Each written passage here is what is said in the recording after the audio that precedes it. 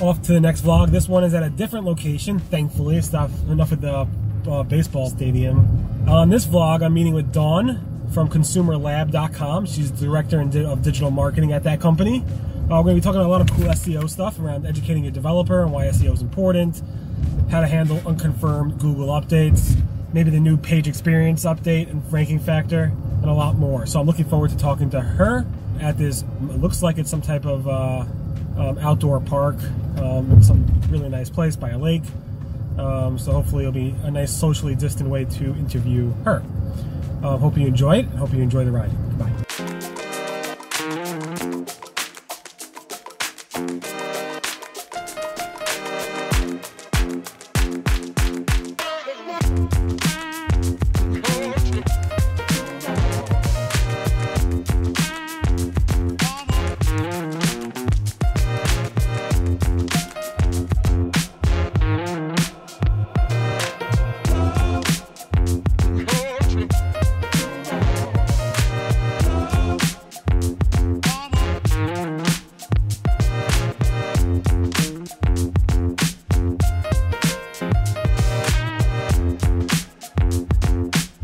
Dawn, extremely windy. I can't even have my notes, it's just flying away. Everything's flying away.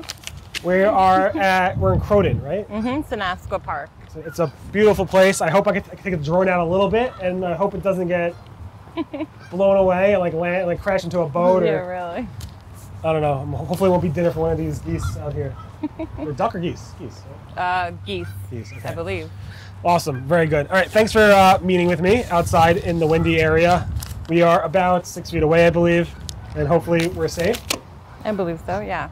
Cool. All right, so you are the director of digital marketing at consumerlab.com, right? That is correct. Can you tell people in, I guess, this camera over here, just say who you are, what you do? Sure. So my name is Dawn Beobide.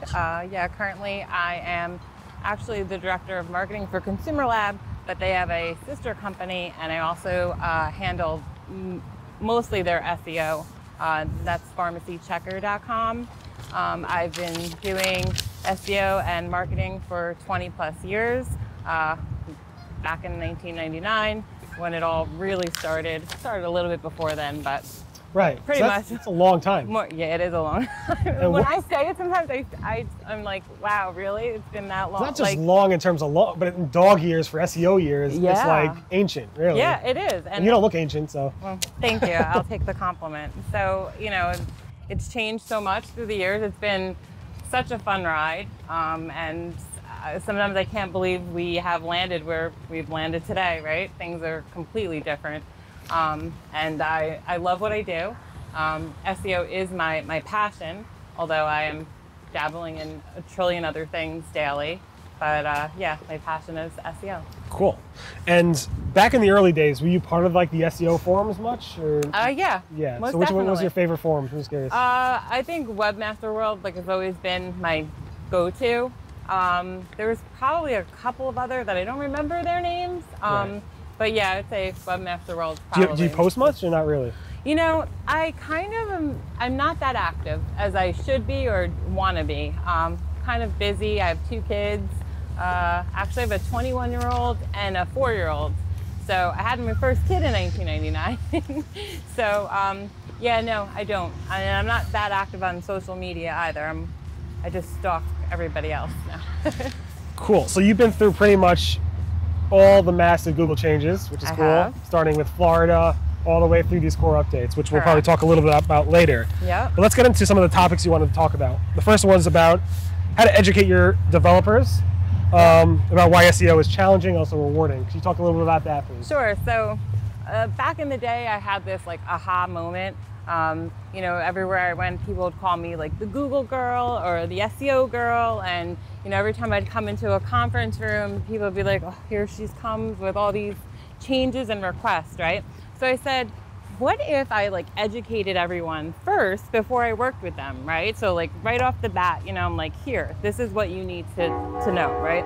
So years ago, there wasn't too many articles being written or guidelines being written around like SEO, how to write for SEO, or how does a developer, you know, code for SEO, right? It was kind of like left for just us to figure it out. So what I started to do was every person that I hired who worked with me as an assistant, being either developers or someone who's going to handle our copy or just someone who was going to assist me in my daily tasks, I would give them, and I don't know if you remember this document, but Google had a SEO guidelines document. I think they came out with it in like 2006, I think it was, or 2005. And I literally would print that document out and like hand it around to everyone. Like, you need to read this. You know, if you want to work with me, this is what you need to read. It was much shorter back then, right? Correct. Yeah. And I did that for them. I also made my developers read that, and I also would just kind of like send my developers like a ton of stuff off the Google developer website, telling them like, okay, here, this is what we need to do. You need to watch this video, or you need to, you know, read this page before we do it.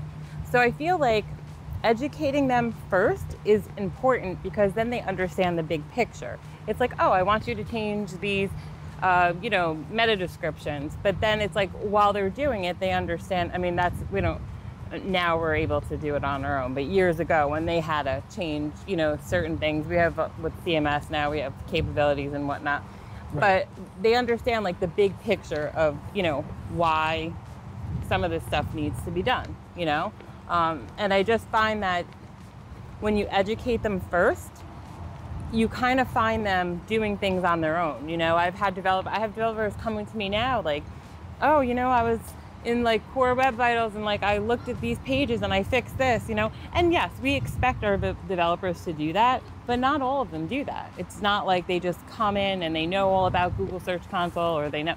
So I just feel like educating saves us time. It helps them see the big picture, and at the end of the day, everybody's happy. Right. And then they feel on some level that you're not really telling them what to do. You're just saying, here's where you should be looking. And then it's their plan, their idea when it comes to making the changes. Exactly. And they get the reward. Exactly. Yeah. Cool. Have you run into any situations where it was like, you know what, I think you're wrong. I'm not going to go ahead and give our clients the ability to change their title tags because we know better?